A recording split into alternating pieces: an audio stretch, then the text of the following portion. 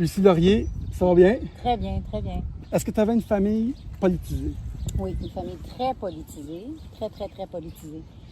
Nous, on était très indépendantistes, toujours d'ailleurs, parce que c'est un peu de ça qu'on parle en ce moment aussi, d'une souveraineté. Et mes parents ont été donc très, très impliqués politiquement dans le sens de comme militants, hein, comme mais pas, tu sais, c'est pas des activistes ou des trucs comme ça, mais Non. ils étaient. On parlait de politique. On parlait de politique, oui. Puis mon père, bon ben, ayant un vécu très particulier, donc mais il était français, il a connu l'occupation allemande en France quand il était petit. Il est né en 1930, donc toute sa famille, ils ont vraiment connu la collaboration. Il a été très, très, très, très affecté par ça. Et lui-même avait un parcours très, très, très lourd de par ses grands-parents à lui, donc mes arrière-grands-parents, qui ont été des deux côtés, maternels et paternels, prisonniers de guerre en 14-18. Ce qu'on est en train de vivre, ouais. C'est une forme de fascisme. Et ce contrôle, où il l'a connu, j'ai grandi là-dedans. C'est pour ça que tu as crié haut et fort, quand ça a démarré. Bien, c'est-à-dire que moi, c'est des dossiers que j'étudie depuis des années. Tout ce qui est Agenda 2000, Agenda 21, Agenda 2030. Là où, si je peux vous dire quelque chose, c'est que comme j'ai été impliquée moi-même en politique très jeune, donc à 12 ans, j'étais porte-parole pour la loi 101. Okay. Donc, tu sais, je viens de ça, puis j'ai rencontré, moi, les René Lévesque, les Camille Lorrain, et mes tantes. Tu sais, j'avais une tante qui travaillait justement aux Nations Unies. Je viens quand même d'un background où il y a énormément de culture politique. Par contre, j'ai réalisé, en entrant dans le milieu politique, que ce n'était pas une passion pour tout le monde. Et que finalement, moi, parce que quand on parle de souveraineté, on parle vraiment de liberté. Moi, je n'y crois plus à la souveraineté québécoise en ce moment. Je ne crois pas plus à la souveraineté canadienne, car nous ne sommes pas souverains du tout. Qui prend les décisions pour nous? On le sait très bien. Aujourd'hui, personne n'est souverain. Voilà. La politique nous a affectés tous. Oui. Ils nous ont dit, restez chez vous. Si vous ne restez pas chez vous, vous avez des contraventions. Vous êtes obligé de porter des masques, vous êtes obligé de vous distancer socialement. La prochaine fois qu'ils vont dire, regarde, on vous envoie 2000 $, vous restez chez vous puis vous dénoncez le prochain qui est dans le parc. Ah oui, on est dans un contrôle total. Qu'est-ce qui t'a fait parler haut et fort? Ben moi, c'est une indignation totale. Mais c'est vraiment un sujet qui m'intéresse depuis longtemps. Premièrement, je trouve qu'il y a beaucoup de sujets différents à aborder dans cette crise-là. Moi, je n'y crois pas du tout à cette espèce de « Oh mon Dieu, on se retrouve avec une pandémie tout d'un coup, on ne le savait pas il y a 3 mois ». Absolument pas. Premièrement, il y a énormément de sujets en même temps à explorer. Je trouve que le peuple québécois, on s'est beaucoup fait dire on ne parle pas de politique ou de religion à table ici. Hein, et en même temps, je pense que parce que, tu sais, ça fait des chicanes. Puis les chicanes, on n'en veut pas. On ne veut pas de conflit. Mais à un moment donné, ce que ça fait en sorte qu'on n'est plus en mesure d'évaluer ce qu'on nous propose. À Paris, il y a eu cette crise en 68 où est-ce qu'on a rushé finalement les espèces de valeurs d'autrefois dépassées. Tu sais, Paris 68, là, où est-ce que c'était comme finalement le patriarcat, l'autorité familiale, c'est dépassé, l'autorité... Mais l'autorité n'est jamais partie. Elle a tout simplement changé. C'est d'autres personnes qui ont pris le règne. L'autorité, maintenant, c'est l'État qui l'a à 100%. Et l'État est en fait une autorité au-dessus de lui, qui est finalement maintenant les grosses corporations. Là, c'est vraiment un contrôle des ressources, des ressources naturelles, un contrôle de la population, c'est-à-dire même pourquoi est-ce qu'on a complètement anéanti les régions économiquement pour que les gens migrent vers les villes. Tu pensais par exprès? Ce n'est pas même c'est une pensée qui est tout à fait publique. On peut aller, et il a dans Agenda 21, Agenda 2030. Mondialement, on veut mettre les gens en ville. Complètement, parce qu'ils sont plus faciles à contrôler. Et on a plus de possibilités de contrôler les ressources. En fait, c'est qu'il y a eu un grand... C'est pas... Tu sais, les théories du complot, c'est qu'il y a des gens qui pensent la société. Nous, on ne nous permet plus de penser la société. Mais il y en a qui... On a laissé... On a finalement donné les rênes à d'autres personnes de le faire pour nous. Puis ils le font très bien. Ils le font en regardant pour leur intérêt. J'ai la grande chance de ne pas être intimidée du tout quand je ne connais pas quelque chose, moi. Moi, ça ne me dérange pas de ne pas savoir quelque chose. Je me dis, je vais l'étudier. C'est quoi ce terme-là? Je vais le chercher. Est-ce que tu penses que tu es encore mal interprété? Pour moi, ça n'a aucune importance. Moi, Nous non plus, en passant. Oui, mais dans le sens que je veux dire, je les comprends, moi, les gens qui ont peur. Et surtout, je comprends que c'est extrêmement anxiogène de penser qu'il pourrait y avoir des gens à qui on remet tous finalement, tous les pouvoirs qui ne voudraient pas notre bien. C'est extrêmement anxiogène parce que les gens vivent leur vie au jour le jour. C'est difficile. J'ai une grande confiance envers les gens. C'est pour ça que ça ne me dérange pas si on me déteste aujourd'hui, si on n'est pas d'accord. Moi, je fais confiance. Je ne crois pas que les gens sont cons du tout. Non. Cette espèce d'instinct qu'on a de survie que certaines personnes ont encore, beaucoup plus qu'on pense d'ailleurs, qu'il y a quelque chose qui cloche, ça n'a pas d'allure. Parce qu'à un moment donné, c'est vrai, quand on sait des choses depuis longtemps, il y a vraiment des liens qui se font. Autrement dit, il n'y a strictement rien dans cette société qui n'est pas politique. Quand les gens disent « je ne m'intéresse pas à la politique », crois-moi que la politique s'intéresse à toi. Crois-moi qu'elle va t'organiser. Et vous, intéressez-vous à... Puis notre famille, la façon dont on élève nos enfants, la famille, tout ça, c'est politique. Tout ça, c'est politique. Et il y a un agenda. Pourquoi? Et on n'aime pas quand on dit agenda. Bien, l'agenda, tu sais, ce que je veux dire, c'est qu'il y a de tout temps la corruption. Puis la province de Québec, là, c'est tellement corrompu, c'est tellement... Oui, encore des enfants qui vivent. Yeah! Courez! Amusez-vous, vous êtes libres! Ouais. Coupez les rubans! Vous êtes des citoyens libres! Ça fait plaisir de voir des enfants. Il n'y avait pas de masque! Appelez la ligne de dénonciation. Appelez la police, appelez les lignes de dénonciation. J'ai voulu donc faire de la politique. J'étais extrêmement... j'arrivais et non seulement les gens n'ont pas envie d'entendre tes idées, mais surtout, ils pensent tous pareil. C'est absolument incroyable. En médecine, nous savons très bien que même à l'université, les chaires de recherche pour développer des molécules sont financées par les compagnies pharmaceutiques. Par exemple, ce qui est en train d'arriver au professeur Raoult. La maladie, c'est extraordinairement payant. Tu sais, comme les fondations pour le cancer, combien de milliards ont été amassés pour... Est-ce que c'est guéri, le cancer? Bien, c'est-à-dire que tout a changé. Les vaccins n'ont plus rien à voir avec les vaccins initiaux. Et moi, ce que j'ai remarqué aussi, c'est comme, par exemple, dans toutes les maladies, puis ça, on peut parler de... Bon, par exemple, par rapport au cholestérol. Moi, je suis beaucoup des journalistes... par exemple, Élise Lucet en France, OK? Élise Lucet a une émission qui s'appelle Cache Investigation, qui est allée voir les études européennes, d'ailleurs, sur certaines molécules, mais elles sont toutes financées par Big Pharma. Puis c'est aussi, par exemple, si tu fais du cholestérol, avant, le taux de cholestérol, tu sais, ton cholestérol était vraiment mauvais. S'il était, je ne connais pas le chiffre, là, je vais te dire un chiffre, je sais pas, 125. Je dis n'importe quoi, je m'en souviens plus du tout.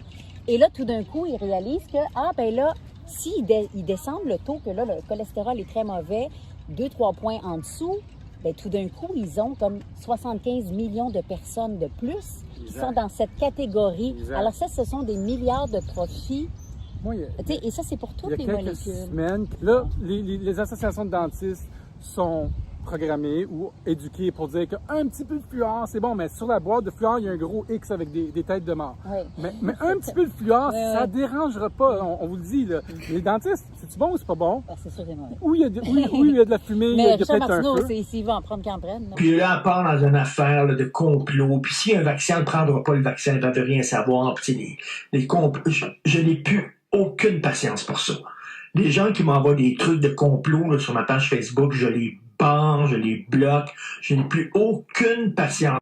Es-tu conspirationniste, toi? Oui, absolument, absolument. Je pense qu'être conspirationniste, c'est juste être intéressé par les enjeux. Oui. Puis quand tu te rends compte que tout, par exemple, tous les experts, tous les scientifiques, les prix Nobel qui se prononcent contre ce que Big Pharma essaie de te vendre, ils sont tous constitués. Ils sont tous vendus. On fait tout pour les appauvrir totalement. Trudeau, non, je parle de ceux qui viennent contester la version officielle. Ben, ils se font irradier, ils sont tués. Ils sont tous masochistes. Ils sont dérangés. Ils vont nous tuer.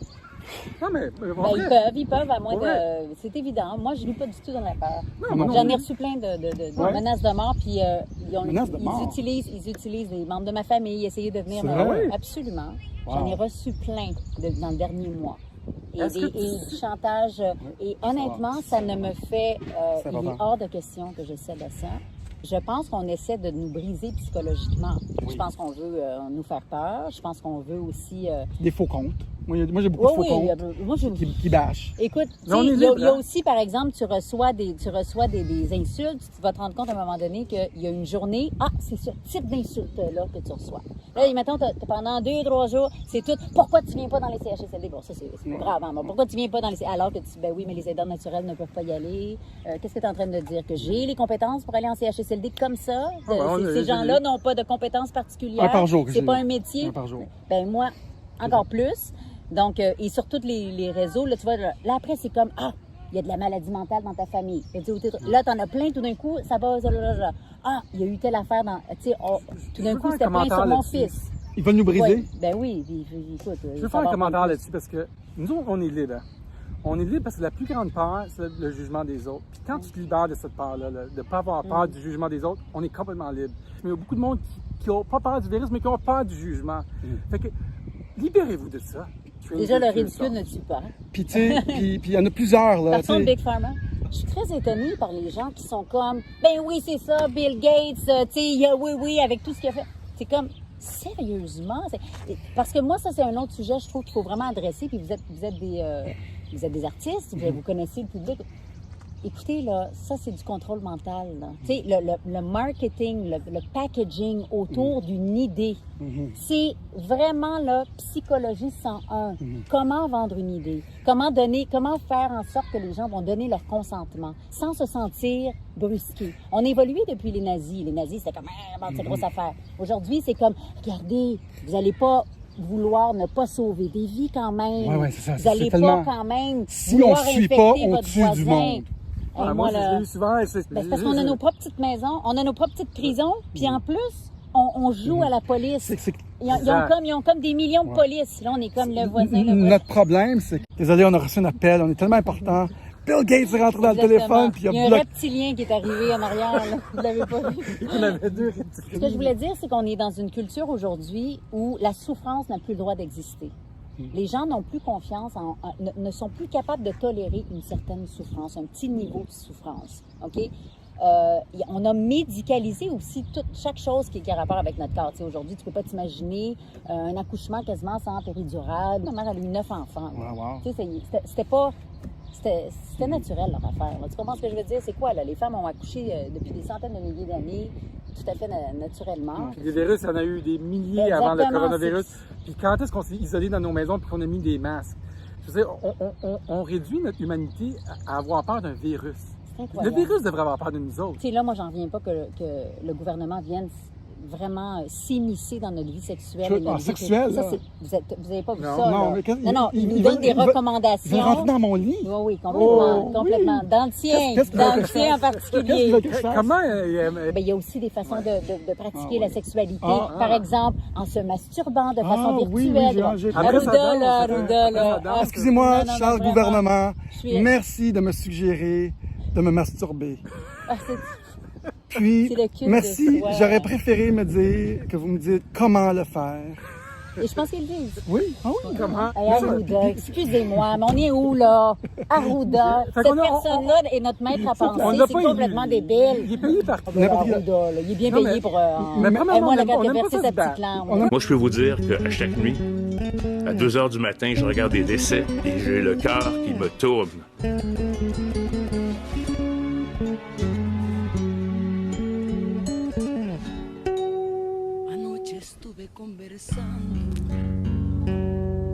Donc, ça n'a jamais été mon intention de blesser qui que ce soit. Est-ce que t'aimes Arruda? Je vous aime, Monsieur Legault. Mais c'est un bullshit pareil! Il faut aimer ses ennemis. Nous devrions être aptes à choisir, quoi que ce soit pour notre vie. Moi, je pense que, sincèrement... On a-tu une contravention si on prend la vitamine C? Ben, l'arrête. Non, mais... Ça s'en vient, Marc. En même temps, ils nous disent toujours un peu de vrai, parce que le mensonge ne peut pas... Moi, je pense sincèrement que c'est un mensonge, OK? Je ne fais pas confiance à l'OMS pour ma santé. Ça, c'est évident. Absolument. Le mensonge ne se tient pas s'il n'y a pas un peu de vérité. La vérité se tient tout seul. La vérité, elle va survivre, elle va traverser le temps. La vérité, c'est la vérité. Même si ça, c'est beaucoup. Aujourd'hui, la vérité relative, la vérité, c'est quasiment ma vérité. On dit pour ça. Ça, c'est ma vérité. Non, il y a une vérité dans la vie. Il y a la vérité, puis il y a des faits ou il n'y a pas des faits. Pour adhérer à un mensonge, il faut qu'il y ait quand même un peu de vérité. Puis le ministère de la Santé au Québec, moi, là, justement, j'ai publié sur ma page, à un moment donné, un rapport de 2006, qui datait de 2006, au cas où il y avait une prochaine pandémie. OK? Et là, ils te disent tout comment ils vont le faire. C'est exactement la même affaire. Excuse-moi, là. S'ils avaient ce rapport-là en 2006, là, le rapport de la santé du Québec, OK? En cas de pandémie. S'ils avaient ça... Oh, merde! C'est pas d'alcool! C'est pas d'alcool! Ça filme encore, excuse. Ça filme. Attention, vas-y. Corona! Oh non! Il a pogné le corona! Oh non, c'est pas vrai! Oh, shit! Avant de faire l'entrevue avec nous, est-ce que tu savais qu'on était un petit peu stupide? Vivant, on va dire. L'affaire du virus, en fait, c'est que c'est un prétexte. C'est un prétexte pour vraiment empiéter sur nos droits. Et s'ils le font une fois, et ça a été tellement facile, c'est que là, on a cédé à ça, on a complètement consenti. Écoute, j'en reviens pas. Il y en a des soldats qui est pas... Et les gens ont une telle peur, sont tellement anxieux. Aussi, les Québécois, moi, je pense qu'on est un peuple très complexé. Un peuple très complexé. Et c'est pour ça que les journalistes au Québec, il y a beaucoup de ces gens-là, quand tu regardes leur background, ils ont voulu, tu sais, ils nous trouvaient trop petits. Non, ils nous trouvaient trop petits. C'est des gens qui avaient confiance en leurs capacités, qui ont voulu briller. Et à un moment donné, briller, moi, je sais que je suis un peu passée par là. Les Denise Bombardier, les Guy, whatever. Par contre, il y a un moment donné où ces gens-là, l'important, c'était de faire partie de cette élite intellectuelle et de faire partie de ce qui se passait dans le monde. Et c'est des gens qui, souvent, quand ils deviennent à une certaine élite, ben ils avalent tout ce que cette élite leur dit, cette élite internationale, parce que c'est vrai qu'ils ont les capacités de faire partie du grand monde. Et cette élite internationale est régie par une seule pensée, toujours la même. Ben moi, je pense déjà qu'il faut arrêter de regarder vers les grands dirigeants et vers les gens de pouvoir. Moi, je pense qu'on est dans le nombre. Il y a un grand truc, il faut arrêter de céder notre autorité personnelle. Ouais. C'est ça que je revendique. Prouve-moi déjà que c'était un dirigeant. Prouve-moi que ta pensée est plus évoluée que la mienne. Prouve-le-moi que tu as plus à cœur. Tu crois sincèrement que tu as plus à cœur ma famille que moi. Tu sais, il faut regarder qu'est-ce qu'ils ont accompli, ces gens-là. Moi, ça me fait capoter quand je vois des personnes en position de pouvoir qui sont riches, qui mettent leur maman en CHSLD. Et c'est pour ça que je dis aux gens, allez, s'il vous plaît, lire Agenda 21, Agenda 2030. C'est très important. La Ville de Montréal soustrait à ce programme-là, qui vient de l'ONU. Là. Ça, c'est parce que les personnes âgées, ce qui se passe en ce moment, les personnes âgées sont tellement affectées. Il y a un génocide de personnes âgées, on va le dire. OK? Et les villes vont être conçues, d'ailleurs, pour que les personnes âgées ne puissent plus y vivre. Tu sais, toutes les pistes cyclables, tu peux plus stationner ta voiture, mettons, sur le plateau, là. En quoi c'est pratique, ça, pour une personne âgée qui a besoin d'aller faire ses courses, qui a peut-être du mal à marcher, qui a peut-être nanana, qu'est-ce qu'elle peut faire pour son petit marché? Les villes ne seront plus, et ça, là, je donne une petite bribe, comme là, en ce moment. Les petites entreprises, dans le plan d'Agenda 21, auquel le Québec souscrit, OK? Ils souscrivent comment? Ils souscrivent. Ben, c'est parce que le marketing est tellement beau sous le prétexte de développement durable. Toute cette affaire-là du pacte et tout ça, là, c'est épouvantable, cette affaire-là. C'est horrifiant, ce programme-là du pacte. Tu sais, les artistes qui ont signé le pacte. Christy, moi, je sais que les artistes, c'est peut-être du bien bon monde, mais ils sont naïfs comme ça n'a pas d'espèce de bon sens. Dominique Champagne, là, ce dont il fait la promotion, c'est evil. Comprends-tu? C'est littéralement le contrôle de toutes les recherches, de toutes les ressources naturelles. Et surtout, dans Agenda 21, genre page 7, là, ça dit il faut cesser de donner ou diminuer les subventions aux agriculteurs locaux, OK? Pour favoriser les acteurs efficaces. Qui sont les acteurs efficaces? C'est les grosses, énormes multinationales. Puis qu'est-ce qu'ils sont en train de faire en ce moment avec ce virus-là? Avec ce prétexte de virus-là, ils sont en train de tuer toutes les PME, toutes les petites et moyennes entreprises. Greta Thunberg, Greta, elle voit le CO2, là. Je sais pas si elle voit le virus, d'ailleurs. Peut-être qu'elle voit le virus dans les airs. Mais si je peux dire un truc aux artistes, par exemple, c'est qu'est-ce que vous pensez qui va arriver? pour votre milieu-là. C'est une blague. Ils sont en train de consentir. Zéro revenu pendant. D'après vous, c'est quoi ça? Attends, on va leur dire. Ça, c'est l'œil qui vous regarde. Et tous les artistes, ça, c'est le New World Order. C'est ça la symbolique du WHO. Tu connais la Federal Reserve, toi? J'ai déjà demandé à un historien, un cinéaste québécois, qui m'a dit je fais un film sur l'argent. J'ai dit vas-tu parler de la Federal Reserve? C'est un historien, il ne savait pas ce que c'était. Merci. Ça se trouve facilement. Tout est dit. Non, mais j'ai confiance, moi. Je pense qu'il y a un choix. Tout ce qui est important, tout ce qui compte là-dedans, c'est vraiment la liberté de choix. C'est-à-dire que les gens aient la liberté de choisir, de savoir ou non.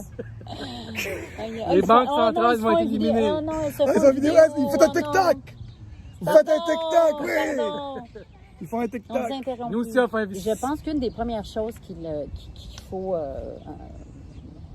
investiguer, c'est qu'en fait, par exemple, on a eu des grands courants de pensée, genre le communisme, le communisme, l'Allemagne nazie, tout ça. Qui a financé le communisme? Qui a financé? Ben, c'est Wall Street. C'est Wall Street qui a fait. Il faut vraiment aller à la ressource. Qui a financé la Follow démocratie? the money. La fondation de l'Union européenne, c'est la suite du projet de l'Allemagne nazie, qui en réalité était une Europe unifiée. Nous sommes encore dans ce même projet-là. Nous sommes encore dans la prolongation de... Tu sais, les nazis, ils l'ont fait de cette façon. Ils ont juste changé leur marketing. Ils ont changé leur enrobage. Aujourd'hui, on est dans cette même idée qui était un monde globalisé, donc un gouvernement mondial. J'ai 45. 45. J'ai 45 ans. Oh, t'es vieille! Ouais. Oui, mais c'est justement ce qui est bien. Non, mais ce qui est bien, c'est que je suis tellement heureuse de vieillir. Tu sais, je suis tellement bien à 45 ans, puis c'est pour ça aussi que je suis si enthousiaste par rapport à la santé, c'est que, oh mon Dieu, ma santé n'a rien à voir avec la santé que j'avais il y a 4 ans, par exemple. Tu vois, j'étais toujours déprimée, j'avais des problèmes de thyroïde, je faisais de la rétention d'eau, c'est incroyable, j'avais des problèmes de dos épouvantables. Tu sais, et là, aujourd'hui, je me sens rajeunir, c'est pas du tout une quête esthétique, là. Non. Je fais plus rien. Je me maquille pratiquement plus. Tu comprends-tu? Je m'achète même plus de crème, moi, puis d'affaires comme ça. Je fais quasiment toute maison. Non, je fais vraiment maintenant, je suis rendue, je me débarrasse de tout ça. Super. Je peux pas en parler maintenant parce que ta vidéo va être supprimée. Tu vas en faire plus tard. Okay? Absolument. Ben, premièrement, la santé devrait coûter pratiquement rien. Okay. Et moi, je suis très, très, très, très, très étonnée comme les gens sont prêts à mettre 30 000 $ pour une voiture ou quoi que ce soit, mais ne veulent pas mettre d'argent pour leur santé. Absolument pas. Moi, je trouve que le fait que, et là, ça va être très controversé ce que je vais dire, mais le fait que la santé soit nationalisée ici, OK, a fait en sorte qu'on ne s'occupe plus de notre santé. Je ne comprends pas que les gens ne trouvent pas ça épouvantable que il y a tellement d'enfants sur le Ritalin. Les enfants n'ont plus le droit d'être rêveurs, n'ont plus le droit, tu sais, dans les années 70, tu avais encore des enfants, un qui était comme le clown de la classe, l'autre qui était comme le rêveur, l'autre qui était... Aujourd'hui, ils sont comme formatés, on ne peut plus les faire courir parce qu'ils peuvent tomber. Puis je trouve qu'il y a une nouvelle vague d'enfants. Moi, je ne connaissais pas des enfants comme ça. Il y a des enfants, soit qui sont complètement des monstres, ou ils sont complètement amorphes. Où est passée l'enfance? Moi, je trouve que... Et je parle pas de tous les enfants, bien sûr. Puis voyons, le nombre d'autistes, ça a augmenté. Ça, c'est des vaccins, en passant. Écoute, par exemple, ils se sont rendus compte aux États-Unis que certains vaccins avaient une incidence différente sur les jeunes enfants noirs, les jeunes garçons noirs, OK? Il y avait un plus haut taux d'autisme chez ces enfants-là après qu'ils recevaient tel vaccin. Pour moi, c'est du biowarfare, ça. Pour moi, c'est du biowarfare. C'est du biowarfare. On est en pleine biowarfare. D'ailleurs, la démographie noire aux États-Unis, c'est la seule qui n'a pas pris de l'expansion. Tu sais, juste depuis Planned Parenthood, il y a 17 millions de Noirs qui ont été, par l'avortement, qui sont morts. C'est quoi Planned Parenthood? Moi, j'étais extrêmement pro-choix.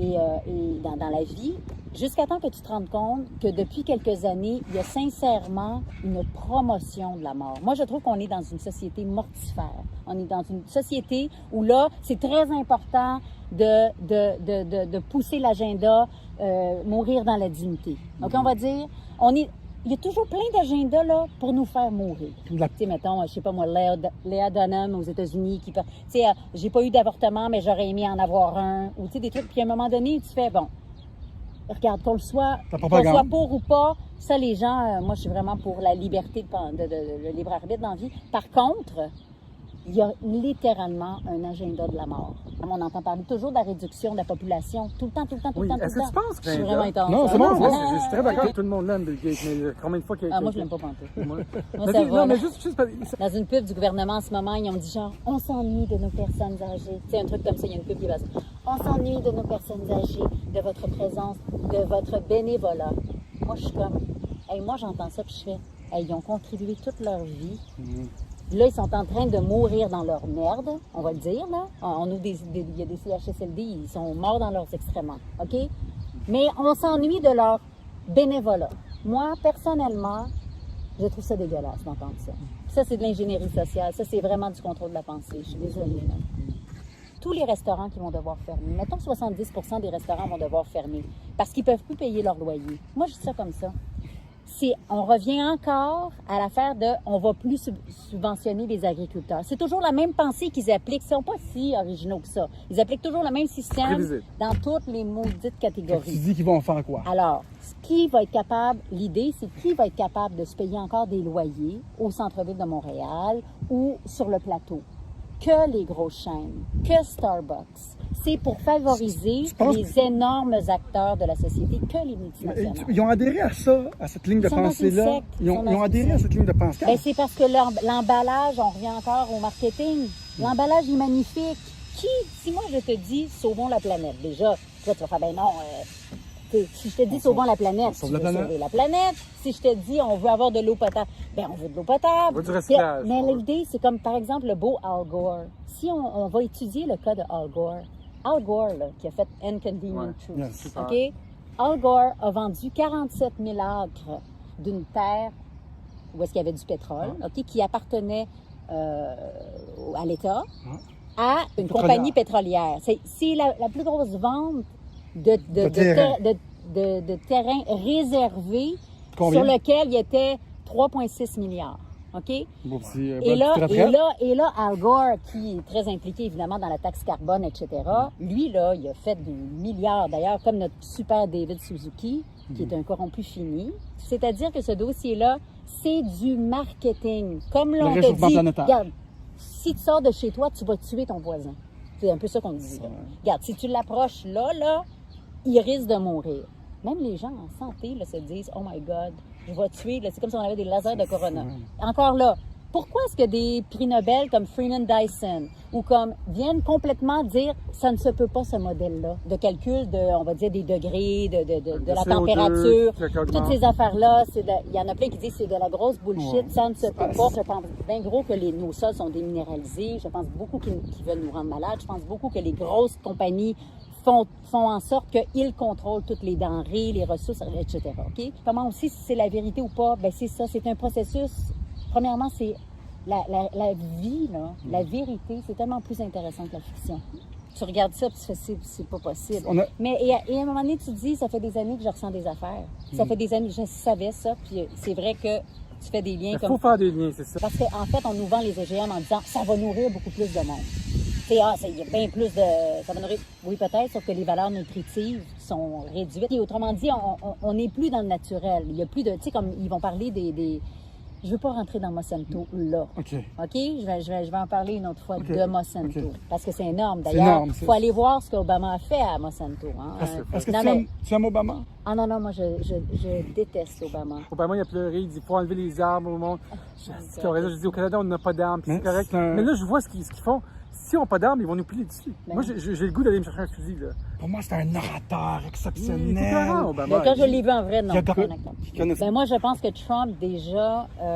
premièrement, moi, je suis pas dans... Je m'oblige à ne pas être dans un culte envers personne. Correct. OK? Par contre, pendant la campagne, donc Trump-Hillary, c'est là où j'ai compris, oh mon Dieu, les médias ne connaissent rien. Ils ne s'intéressent à rien. Ici, ils ont l'air carrément juste des ignares incroyables. OK? Ah, ils ne s'intéressent pas. Hey, moi, j'avais des chauffeurs de taxi haïtiens qui m'expliquaient là, à quel point Hillary avait pillé Haïti. Là. Le nombre de scandales autour de Hillary. Il y a tout le monde qui meurt. Ils sont même les médias, les politiques ici. Tu sais, les politiques ici, là.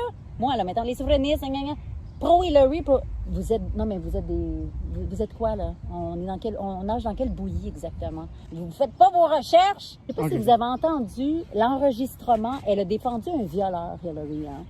Dans les années, je ne vais pas dire n'importe quoi, quelle année? Les années 70, c'est le diable, ça, Hillary, hein? C'est le diable. Apparemment que c'est le diable incarné. Hey, moi, quand j'ai fait comme Hillary, c'est une femme, ils sont comme...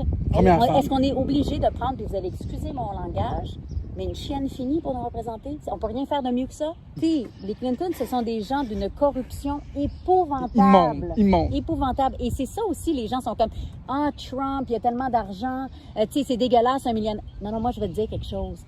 Demande comment ça se fait que Nancy Pelosi, qui a été une servante publique toute sa vie, a un compte de 250 millions de dollars. Non, c'est pas l'entrée. C'est tellement décevant. J'ai beaucoup aimé le débat par rapport à Bitcoin parce que, disons, tu te branches sur le grid de l'électricité, ben là, et le fait que ça soit de l'argent virtuel. Ouais.